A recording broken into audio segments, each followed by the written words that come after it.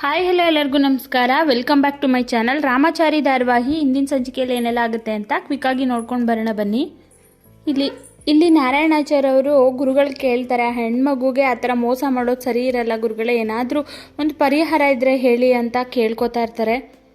ಪರಿಹಾರ ಅಂತ ಏನೂ ಇಲ್ಲ, ನಾನು ಹೇಳಿದಷ್ಟು ಮಾಡು ಅಷ್ಟೇ ಅಂತ ನಾರಾಯಣಾಚಾರ್ಯ ಅವ್ರಿಗೆ ಗುರುಗಳು ಹೇಳ್ತಾರೆ. ಈ ಕಡೆ ನೀನು ಇಷ್ಟು ಕಟುವಾದ ನಿರ್ಧಾರನ ತಗೊಳ್ಳೇಬೇಕು ನಾರಾಯಣ ಅಂತ ಹೇಳಿಬಿಟ್ಟು ಅವ್ರ ಮನೆಯವ್ರಿಗೆ ಫೋನ್ ಮಾಡಿಬಿಟ್ಟು ನಾಳೆ ಬೆಳಿಗ್ಗೆ ತನಕ ನಿನಗೆ ಟೈಮ್ ಇದೆ ಅಂತ ಹೇಳ್ತಾರೆ. ಇನ್ನೊಂದು ಕಡೆ ಕಿಟ್ಟಿ ಹಾಗೆ ಕೂತಿರ್ತಾನೆ. ಅಲ್ಲಿಗೆ ಅಂದರೆ ಪೂಜಾರಿ ಒಬ್ಬರು ಬರ್ತಾರೆ. ನೀನನ್ನು ನಾನು ಫಸ್ಟ್ ಟೈಮ್ ಅಯೋಧ್ಯೆ ಮಂದಿರದಲ್ಲಿ ನೋಡಿದೆ. ನಿನ್ನ ಮೈಕೈ ಎಲ್ಲ ಗಾಯ ಆಗಿತ್ತು, ಅಂದರೆ ನೀನು ಮೌನವಾಗಿ ಹಾಗೆ ನಿನ್ನ ಕಣ್ಣಲ್ಲಿ ನೀರು ಸುರಿತಾಯಿತ್ತು, ಏನು ನಿನ್ನದು ಸಮಸ್ಯೆ ಏನು ಅಂತ ಕೇಳ್ತಾರೆ. ಆಗ ಕಿಟ್ಟಿ ಎಲ್ಲವನ್ನೂ ಹೇಳ್ತಾನೆ. ಈ ಥರ ನಂಬದವರೇ ನನಗೆ ಕೊಲೆ ಪ್ರಯತ್ನ ಮಾಡಿದ್ರು, ಶತ್ರುಗಳಿಗೆ ನಾನು ಇನ್ನೂ ಬದುಕಿದ್ದೀನಿ ಅಂದರೆ ಮತ್ತೆ ಪ್ರಯತ್ನ ಮಾಡ್ತಾರೆ, ಅದಕ್ಕೆ ಎಲ್ಲ ಪುಣ್ಯಕ್ಷೇತ್ರಗಳಿಗೆ ತಿರುಗಾಡ್ತಾ ಇದ್ದೀನಿ, ನಾನು ಹೋದ ಕಡೆ ಎಲ್ಲ ನೀನು ಸಿಗ್ತಾ ಇದೆಯಾ ಅಂತ ಪೂಜಾರಿ ಅವರು ಹೇಳ್ತಾರೆ. ತುಂಬ ಚಿಕ್ಕ ವಯಸ್ಸು ಅನಿಸುತ್ತೆ, ಮನೆಗೆ ಹೋಗಲ್ವಪ್ಪ ನೀನು ಅಂದಾಗ ಗೊತ್ತಿಲ್ಲ, ಮನೆಗೆ ಹೋಗಬೇಕೋ ಹೋಗಬಾರ್ದು ಅಂತ ಗೊತ್ತಿಲ್ಲ ಅಂತ ತುಂಬ ಮೌನವಾಗಿ ಕಿಟ್ಟಿ ಆನ್ಸರನ್ನು ಮಾಡ್ತಾನೆ. ಹಾಗೆ ಇನ್ನೊಂದು ಕಡೆ ರಾಮಾಚಾರಿ ಚಾರು ಇಬ್ಬರು ರೂಮಲ್ಲಿ ಹೋಗಿ, ರಾಮಾಚಾರಿ ನಾನು ನಿನ್ನ ಹೆಂಡತಿ ಅಲ್ವಾ, ನಮ್ಮಿಬ್ಬರದು ಅಕ್ರಮ ಸಂಬಂಧ ಅಂತ ಹೇಳ್ತಾರಲ್ಲ ಅಂತ ಚಾರು ರಾಮಾಚಾರಿನ ತಂಬ್ಕೊಂಡು ಅಳ್ತಾ ಇರ್ತಾಳೆ. ಆದರೆ ರಾಮಾಚಾರಿ ಮಾತ್ರ ತುಂಬಾ ಧೈರ್ಯ ಕೊಡ್ತಾನೆ.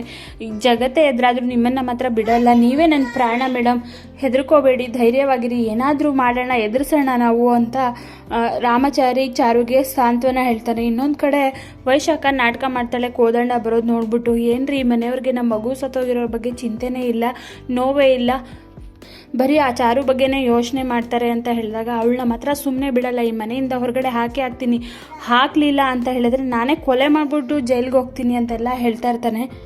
ಇನ್ನೊಂದು ಕಡೆ ಗುರುಗಳು ಕೂತಿರ್ತಾರೆ ಬಂದು ಮನೆ ಒಳಗಡೆ. ಅಲ್ಲಿಗೆ ರಾಮಾಚಾರಿ ಚಾರು ಬಂದು ಕೇಳ್ಕೊತಾರೆ, ಹಿಂದಿನ ಕಾಲದಲ್ಲೆಲ್ಲ ಆ ಥರ ಗಂಧರ್ವ ವಿವಾಹ ಆಗ್ತಿದ್ರು, ತಾಲಿ ಎಲ್ಲ ಎಲ್ಲಿತ್ತು ಅಂದಾಗ ನೀನು ದೇವತೆನೂ ಅಲ್ಲ ಗಂಧರ್ವನೂ ಅಲ್ಲ ಆ ಥರ ಹೇಳೋದಕ್ಕೆ, ನಾನು ಹೇಳ್ದಷ್ಟು ಮಾಡಿ, ಇಲ್ಲ ಅಂದರೆ ನೀವು ಸಮಾಜದಿಂದ ಅಲ್ಲ ನನ್ನಿಂದ ನನ್ನ ಸಂಬಂಧನೂ ನೀವು ಕಳ್ಕೊಬೇಕಾಗುತ್ತೆ ಅಂತ ಹೇಳ್ಬಿಡ್ತಾರೆ. ಇಲ್ಲಿ ವೈಶಾಖಗೆ ಫುಲ್ಲು ಖುಷಿ ಆಗ್ತಾ ಇರುತ್ತೆ. ಇನ್ನು ಗುರುಗಳು ಹೇಳಿದ್ಮೇಲೆ ಮುಗೀತು ಅಂತ ಹೇಳಿಬಿಟ್ಟು ಫುಲ್ಲು ಖುಷಿಯಾಗಿರ್ತಾಳೆ. ಇನ್ನು ಬೆಳಿಗ್ಗೆ ಆಗುತ್ತೆ. ಬೆಳಿಗ್ಗೆ ಎಲ್ಲ ಕೂಡ ಮನೆಯಲ್ಲಿ ನಿಂತಿರ್ತಾರೆ. ಅಲ್ಲಿಗೆ ಕಾರಲ್ಲಿ ಮಾನ್ಯತಾ ಬಂದು ಇಳಿತಾಳೆ. ಮಾನ್ಯತಾ ಬಂದು ಇಳ್ಬಿಟ್ಟು ಅರ್ಜೆಂಟ್ ಅಂತ ಹೇಳಿದ್ರೆ ಏನು ವಿಷಯ ಆಚಾರ್ಯರೇ ಅಂತ ಕೇಳ್ತಾಳೆ.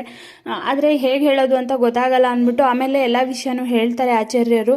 ಅದಕ್ಕೊಂದು ಪರಿಹಾರ ಕೂಡ ಇದೆ ಅಂದಾಗ, ಸಾಕು ನೀವು ಪರಿಹಾರ ಹೇಳೋದು ಬೇಡ, ನಾನು ಕೇಳೋದು ಬೇಡ ಅಂತ ಹೇಳ್ತಾರೆ. ಅಲ್ಲಿ ಜೈಶಂಕರ್ ಅವರು ಬಂದಿರಲ್ಲ, ಅವ್ರು ಬರಲಿಲ್ವಾ ಅಂದಾಗ ಇಂಪಾರ್ಟೆಂಟ್ ಮೀಟಿಂಗ್ ಇದೆ ಅಂತ ಬರಲಿಲ್ಲ ಅಂತ ಮಾನ್ಯತಾ ಅವರು ಹೇಳ್ತಾರೆ.